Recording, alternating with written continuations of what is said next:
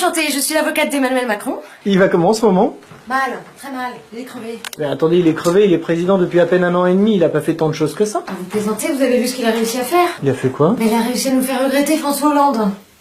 D'ailleurs, j'ai vu que François Hollande, il comptait se présenter en 2022. Oui, il a perdu à Paris. Il paraît que c'est vous qui avez conseillé à Monsieur Macron de donner une interview quelques jours avant les Gilets jaunes. Oui, tout à fait. Je lui ai conseillé ça pour être proche du peuple. En quoi être sur un porte-avions, ça le rend proche du peuple? Et bien comme ça, il sait ce que c'est que d'être mené en bateau. Et notre président, il a suivi les images de la manifestation des Gilets jaunes? Bien sûr. D'ailleurs, quand il les a vus faire la chenille en direction de l'Élysée, il s'est dit qu'il avait bien fait de faire refaire la salle des fêtes. Et alors maintenant, il y a des Gilets jaunes aussi qui ont bloqué les stations-service? Oui, oui, oui. Mais c'est bien. Ben moi, pareil, avec mon mari, quand j'essaie d'obtenir quelque chose, j'arrête de pomper. Pardon, vous couperez? Il y a aussi des gens qui étaient obligés d'aller travailler et qui se sont retrouvés bloqués. Et vous avez quelque chose contre le blocage des Gilets jaunes? Oui, un pare-buffle. Ben dans un sens, je les soutiens parce que je me retrouve avec des gilets jaunes sur mon pare-brise. Mais alors, à la base, les Gilets jaunes, c'est un mouvement plutôt positif.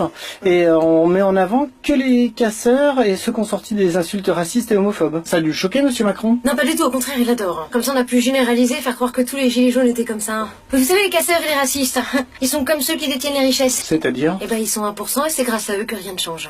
Il y a principalement eu des belles actions, comme ceux qui ont démonté les barrières de péage et qui ont été acclamés par les klaxons des automobilistes. Mais les médias, ils diffusent pas ces images. Ah non. Ni celles des policiers qui ont retiré leur casque en soutien aux Gilets jaunes. Aux gilets quoi? Et d'ailleurs, les forces de l'ordre, elles ont prêté serment de protéger les institutions et les intérêts de l'État, Oui. donc des Français, mais quand les institutions ne servent plus les intérêts de l'État, ils peuvent pas se rendre compte qu'ils sont pas tournés du bon côté? Ah non, mais alors ça, on y réfléchit depuis longtemps. C'est pour ça que les forces de l'ordre, on leur a supprimé le droit de grève. Mais d'ailleurs, on se répartit les tâches avec les forces de l'ordre. Eux, ils tapent et nous, on s'en tape. Il y a toujours ce fameux problème de comptage lors des manifestations, mais les médias, là, ils auraient pas pu additionner tous les points de rassemblement des Gilets jaunes, parce qu'on a l'impression qu'il y avait plus de monde que 300 000 personnes. Arrêtez. Les médias, ils sont pas là pour additionner, ils sont là pour diviser. Et le gouvernement, ils auraient pas pu comptabiliser les manifestants? Vous n'avez pas remarqué, le gouvernement, ils ont vendu la Française des Jeux, les aéroports de Paris, alors que ce sont des entreprises bénéficiaires. Et là, ils sont en train de reprendre la dette de la SNCF pour la faire payer aux Français. Vous voyez bien que la comptabilité, c'est pas leur truc. Et alors, ça sert à quoi de diviser les gens? C'est parce qu'en fait, les gilets jaunes, à la base, c'était un ras-le-bol général. Et on s'est dit, bon, il y a énormément de Français qui en ont ras-le-bol. D'ailleurs, tout le monde en a ras-le-bol. Ça va faire du monde dans la rue. Du coup, les gilets jaunes, on les a associés à la taxe carburant. Du coup, ils se sont mis les écolos à dos. Et plus qu'à les regarder se battre. Et comme ça, vous n'aviez plus rien à faire. Ah non, non, on n'a pas rien fait. On a misé 20 € sur les écolos avec Manu. Vous avez pas honte? Non, mais c'est vrai que je me suis dit 20 €, c'est quand même pas beaucoup. Mais alors, il y a un truc que je comprends pas. Cette taxe, elle est censée payer la transition écologique, donc c'est fait pour payer des voitures électriques qui apparemment sont déjà aussi polluantes que les voitures actuelles. Ça amène quand même à se poser des questions. Écoutez, moi, il y a une question que je me pose. Qui est l'ami de Monsieur Macron qui fabrique des voitures électriques? Il y a vraiment pas d'alternative. Bah si, attendez, moi j'en ai une, je vais rouler à l'huile, moi. À l'huile de friture? Mais attendez, c'est super écolo. Faudrait peut-être mettre le gouvernement au courant que c'est possible. Non, mais ils sont au courant. Comment vous savez? Ils l'ont fait interdire. Ah, c'est peut-être à cause de l'odeur? Ouais, enfin, excusez-moi, personnellement, sur Terre, je préfère que ça sente la friture plutôt que la faim. Ça veut dire que vous pourriez aller faire votre plein chez McDo? Ah, mais écoutez, ce sera bien la première fois qu'un truc sain sortira du McDonald's. Vous couperez ça? Bien sûr. Puis il faut les excuser, nos dirigeants. Ils débutent en écologie. Ils viennent tout juste de trouver comment se faire du pognon avec. Alors Monsieur Mélenchon, il a rejoint les Gilets jaunes place de la Concorde? Oui, c'est la première fois qu'il voyait une manifestation où c'est passé aussi près de l'Élysée. Oui, parce que lui, d'habitude, quand il fait des manifestations, ils en sont vachement loin. Non, Jean-Luc, quand il s'attaque à notre président, il s'est tellement pas visé. C'est pas politique qu'il aurait dû faire, c'est chasseurs. Vous couperez? Il y en a une qui a essayé de récupérer le mouvement des Gilets jaunes au début, c'est Marine Le Pen, et on n'entend plus parler d'elle. Mais c'était pas la mieux placée, Marine. Je sais pas si vous vous rappelez du débat, là. Face à Macron, elle est aussi solide qu'un imam marseillais.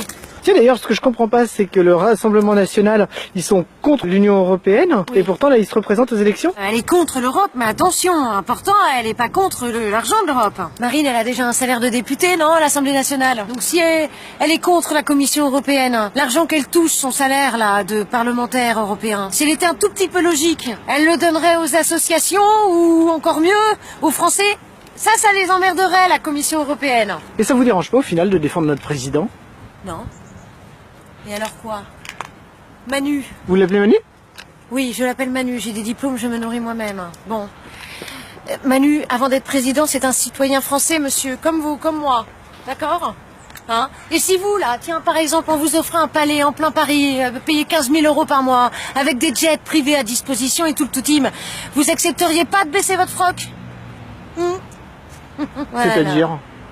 Eh ben, c'est-à-dire que Manu, il a pas le choix. Vous croyez que Total, par exemple, lui demande la permission avant de créer un nouveau site de forage? Et vous croyez que Manu, il peut dire non quand une banque lui demande quelque chose? Il peut pas, voilà. Et quand les grandes compagnies d'assurance privée lui demandent de laisser mourir en silence le service de santé publique, vous croyez pas qu'il a pas envie d'hurler? Il hurle. Il hurle en silence, mais il hurle. Vous savez pas ça, qu'il chiale dans les toilettes? Mais moi, je le dis, il en a marre, voilà. Il est en train de craquer, il va craquer. Manu, si on le retenait pas, il mettrait son gilet jaune.